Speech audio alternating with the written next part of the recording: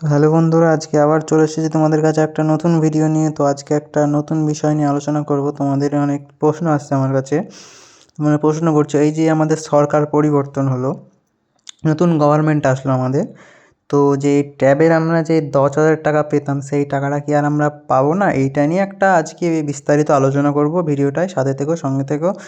আর অবশ্যই চ্যানেলটিকে সাবস্ক্রাইব করে নিও, লাইক করে দিও একটা, যাতে পরবর্তীকালে ভিডিওগুলো তোমরা আবার পেতে পারো। তো আজকে আমরা আলোচনা করব যে এই ট্যাবের টাকাটা, এটা কি আমরা পাবো না পাবো না। আমরা প্রত্যেক বছর অপেক্ষায় থাকি যে এই মাধ্যমিকটা দেবো, আমরা মাধ্যমিক দেওয়ার পরই ক্লাস 11-এ ওঠার পরে আমরা 1-2 মাসের মধ্যে টাকা পেয়ে যাই, ট্যাবের 10,000 টাকা পেয়ে যাই আমরা। তো এটা নিয়ে আলোচনা করব, এই বছরে কি সেম পাবো না পাবো না। কারণ রিসেন্টলি আমাদের গভর্নমেন্ট চেঞ্জ হয়ে গেল এখন, এবং এই ট্যাবের টাকা যেটা আমাদের 10,000 টাকা দেওয়া হতো, এটা কি তৃণমূলদের আন্ডারে, তৃণমূল পার্টির আন্ডারে এই টাকাটা দেওয়া হতো। তো এবার তো গভর্নমেন্ট চেঞ্জ হয়ে গেল, এবার কি তাহলে টাকাটা আমরা পাবো না? দেখো, পাবো না তা নয়। আমাদের যে কেন্দ্রীয় সরকার, তাদের যে আমরা যদি আমরা অন্য অন্য রাজ্যগুলোতে যদি দেখি, হরিয়ানা এগুলোতে বলে, এগুলোতেও এরকম টাইপেরই জিনিস করা হয়, প্রকল্প আছে। যেখানে আমাদের এখানে যেমন পশ্চিমবঙ্গে ট্যাবের জন্য 10,000 টাকা দেওয়া হয়, কিন্তু তা নয়, অন্য অন্য ভিন ভিন রাজ্যে সেখানে সোজাসুজি একদম ট্যাব দেওয়া হয়। একটা ট্যাব দেওয়া হবে সোজাসুজি, এরকম অনেক অনেক রাজ্যে, অনেক অনেক রাজ্যে ট্যাবলেটস দেওয়া হয়। সেখানে সরকার নির্ধারিত ট্যাবলেটস দেওয়া হয়, যে ট্যাবলেটসগুলোতে গভর্নমেন্টের কিছু সফটওয়্যারস থাকে।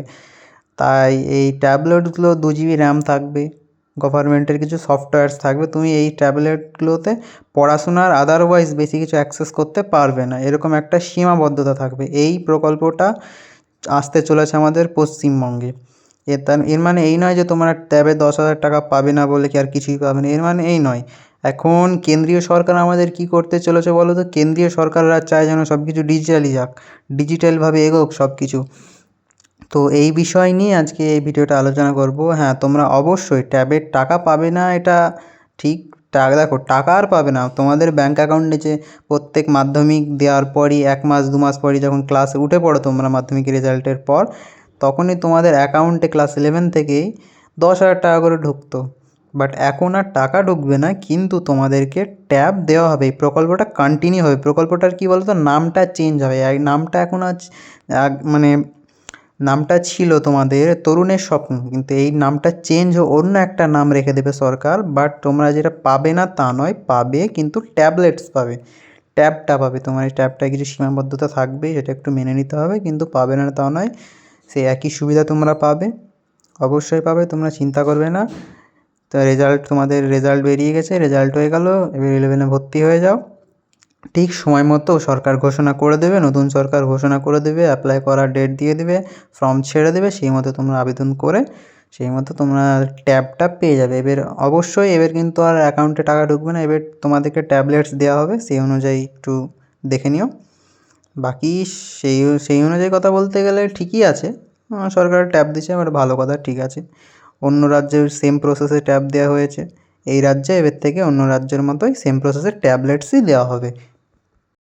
এই কথাটাই তোমরা বারবার জিজ্ঞেস করছিলে, তো তোমাদের প্রশ্ন সোজা উত্তর হচ্ছে, এবার অ্যাকাউন্টে 10,000 টাকা তো আর পাচ্ছ না, কিন্তু তোমরা ট্যাবলেটস পাবে। এইটা মাথায় রেখো, ট্যাবলেট তোমরা পাবে, সেই অনুযায়ী তোমাদের কোনো টেনশান করার দরকার নেই, তোমরা টাইম মতো ট্যাবলেট পেয়ে যাবে।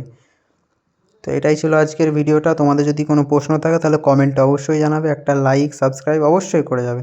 তো ভালো থেকো, দেখা হচ্ছে আবার অন্য একটি ভিডিওতে।